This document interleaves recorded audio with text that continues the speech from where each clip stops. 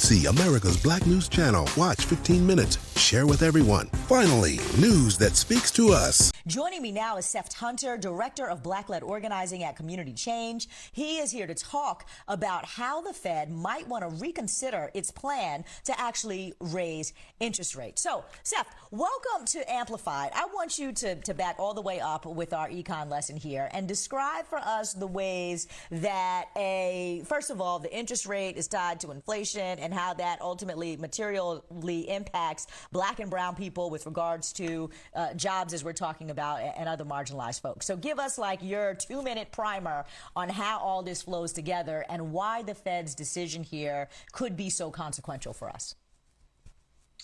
And Aisha, thank you so much for having me on. I'm just really thrilled to be joining this conversation with you this evening.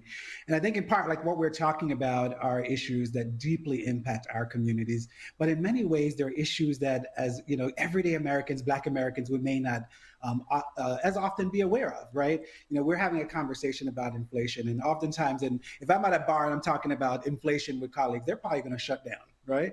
But in essence, these issues impact our ability to afford food and to afford a car and the rates of interest on our credit cards, right?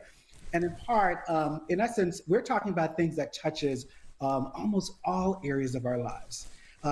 As we think about this, the Federal Reserve has a really important role in the economy, and that is to ensure that the economy does not kind of continue to run into a ditch, right? And it's actually precisely in this part of their role where the Federal Reserve is really looking to intervene. The problem is they're not considering the impact of proposed policies on Black Americans. Right now, the consumer prices rose around 7.3% earlier this year, and it is at a 40-year high. We're at a place in our economy where we don't have to kind of press folks to understand how expensive the cost of goods are. I had a friend earlier this week talk about that he had to kind of get a mortgage to look at how to fill up his gas tank, right? So the prices are incredibly high.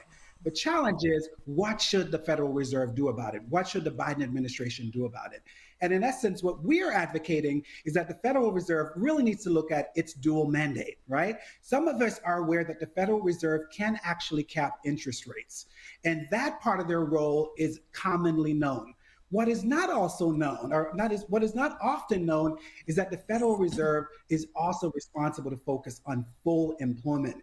And as you correctly noted in the lead-in, Black unemployment right now sits at double that of white unemployment.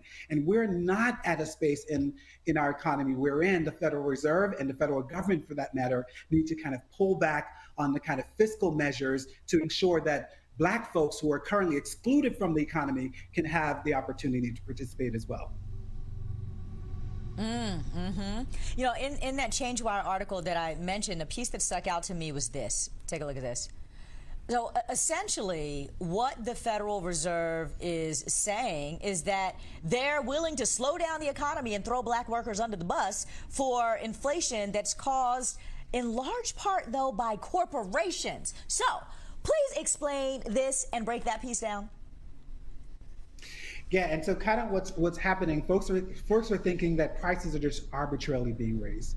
But in essence, take, for example, the price of gas. We know that, a lot of big oil companies, when the barrel of the price of fuel kind of dropped under $90 per barrel, a lot of oil companies lost a lot of money, and they're seeing this as an opportunity to make up for some of those lost profits. So some of the prices that we're seeing is not just artificially high because of inflation, it's also high because of the intervention of corporations to artificially raise them to actually make up for lost profits, right? And I think that has to be something that the Biden administration and folks who are charged with fiscal oversight are actually ensuring that as Black folks, as residents in this country, that we're not actually being gouged by greedy corporations who are seeking to kind of pad their profits. we're actually in a situation where the kind of continued impact of the pandemic are still being felt by our community. We know that, Black folks were some of the first to be fired, and many of us are still waiting to be rehired. Our household economy is not in a place where it's solid, right? Many of our folks are still struggling. And as prices are continuing to rise, we know that it is precisely our community that will continue to be deeply impacted. And we need deep intervention to ensure that greedy corporations in this particular case is not actually taking advantage of the situation to pad their profits. It's interesting that you talk about the greedy corporations, because so much of this, too, was about how corporations adjusted their prices and created additional inflation because of the pandemic. And what's interesting about the Biden administration, the fiscal reaction response support, if you will, is that all the big changes, the tax credits, the budgetary policies, some guaranteed income that came during the pandemic, all seem to actually be temporary policy fixes. So what do we need to do to have more of a permanence with these fixes and create actual stability? Yeah, and I think you raise a really important issue. And part of what happened in the early part of the pandemic, where we saw that the government can actually intervene in moments of crisis. We saw unemployment benefits increase. Folks got an extra $300 a month.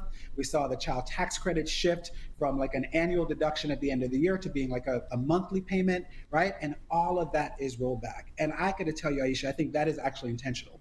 Part of what the goal here is to ensure that as citizens, as Black Americans, as voting Americans, that we actually do not get to a place in this country where we realize that the government can actually intervene, and their intervention can actually work to lessen the pain of Americans.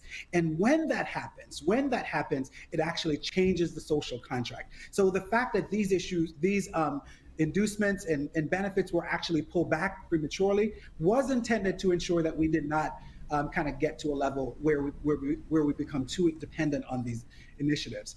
And we now know that the government can actually intervene, right?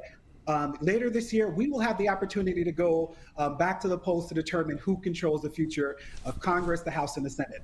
And many of these issues, right, will depending on if there's a shift in government, will not even be a part of the conversation. Now, we know that more needs to be done. We know that the stalled Build Back Better bill, we have to kind of get that off the ground. We have to get Senators Manchin and Sinema and the GOP to actually come and support this, right? Oh, but Lord. but the goal here is to ensure that Americans actually begin to realize that the government can intervene, and we have to demand that they continue to intervene on behalf of ensuring that the pain becomes lessened for Black Americans and other Americans who need the stimulus.